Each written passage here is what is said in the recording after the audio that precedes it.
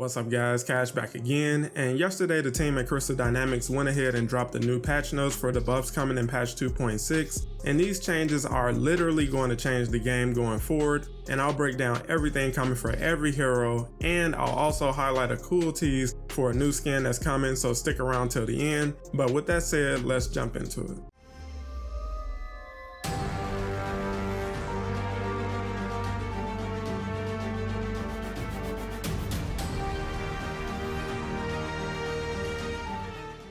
So right at the top of the blog, they reiterate that the changes coming in patch 2.6 will be the first of many changes that we'll see as they roll out patch updates, as they've already shared that changes are coming to traversal after patch 2.6. This new update will adjust heroic abilities, with every hero receiving at least one buff to a heroic, and that future updates will bring changes to other parts of the hero designs as well. Next, they talk about the global changes coming, and because they know it's not fun to be spammed by enemy attacks until you're down, they're adding armor to players that will completely protect you from damage in between enemy attacks, to allow players to escape any follow-up attacks, and the armor only lasts until you dodge, evade, or jump. And this is definitely a welcome change, because getting completely destroyed by off-screen attacks hitting you back to back to back is never fun, and now we have a way to escape that. But the other global change that's coming is to heroes' pushback damage done when activating heroic attacks, meaning pushback damage will now include stun damage to enemies, and it scales with heroic and melee damage instead of just heroic. And now we get to focus on the hero specific buffs, starting with Iron Man, and he's getting buffs to his Unibeam, Arc Overload, and his Hulkbuster, which is something I didn't expect to see at all because he's already one of the strongest heroes in the game. But his Unibeam will no longer have its damage reduced when attacking targets beyond mid-range, and his Reserve Capacitor specialization is getting a 265% damage increase and a 275% stun increase, while his Omega Beam specialization is getting a 175% damage increase and a 455% stun increase, which is insane, and it should definitely come in handy for the stun phase of the claw fight in the raid. His Arc Overload will now scale with Might as well as Valor, and the Hulkbuster will now utilize any hero skills, gear perks, and other status effects equipped on Iron Man, and will retain these abilities even when another pilot operates the Hulkbuster, which are both major changes, and Hulkbuster is also getting a 135% increase to stun damage for his Magno missile, and the Unibeam will no longer see a damage reduction when attacking beyond mid-range.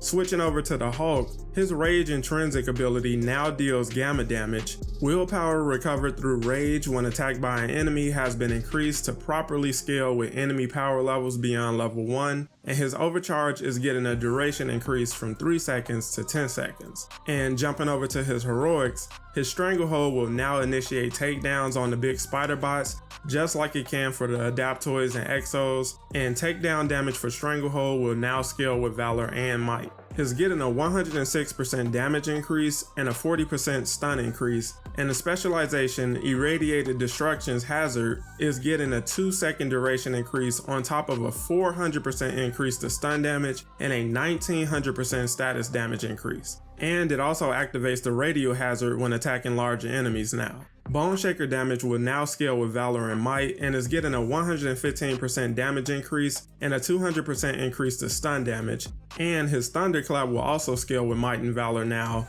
and is getting an 85% damage increase and a 200% increase to stun damage. The Hulk is going to be insane after this new update, but I'm glad to see stun damage added to the Heroics, because until now the Heroics were mostly useless during the stun phase of the raid, and now they should be way more effective. Thor is also getting a duration increase to his Overcharge from 3 seconds to 10 seconds, while his God Blast will now scale with both Valor and Precision, and God Blast is also getting a 50% damage buff, a 200% shock damage buff, and a 200% damage buff to his Thunderstorm specialization. His Warrior's Fury will scale with Might and Valor now instead of Valor and Precision, and instead the damage done by his Lightning Strikes from Warrior's Fury will scale with Precision and Valor, and is getting a 225% damage increase and a 30% increase to stun, and his Bifrost will now scale with Valor and Might, And the hazard damage from Muspelheim's Torment will scale with Valor, and it's also getting a 180% damage increase.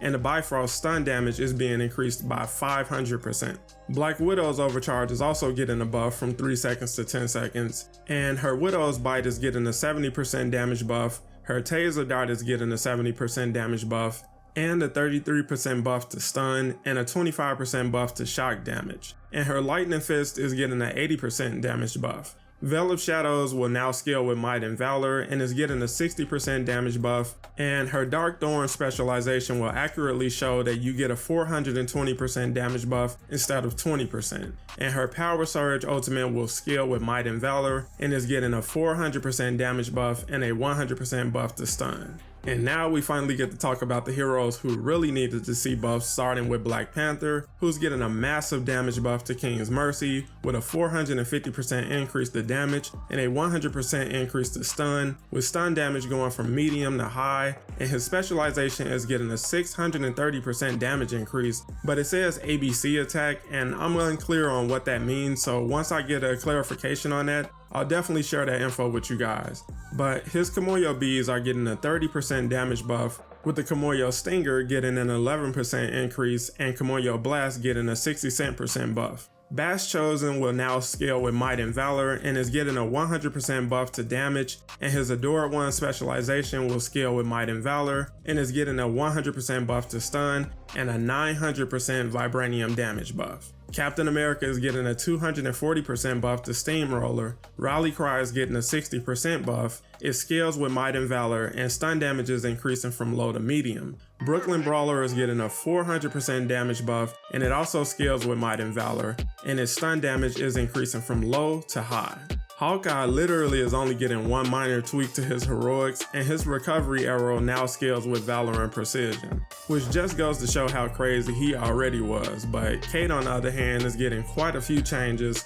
with her Warp Arrow Quantum Explosion damage now scaling with Might and Valor, and the Warp Arrow itself scales with Valor and Precision as designed, and is getting an 80% buff to damage and a 115% buff to stun. And her Singularity special now scales with Valor and Precision and is getting an 80% buff to damage and a 325% stun buff. Her Decoy is getting a 150% buff to damage, and her Probability Matrix is getting a 150% buff. Damage done by her After Image now scales with Might and Valor, and the After Image can now break through enemies' guard as designed. Self-destruct damage now scales with Valor and Precision and is getting an 8% damage buff and a 30% stun buff, and Quantum Overdrive now scales with Might and Valor and is getting a 565% buff to damage and a 150% buff to stun. Jane's also getting buffs, which is crazy because she's already basically the strongest hero in the game, but she's basically getting all the same changes as Thor, and her all weapon is getting a 135% buff to damage.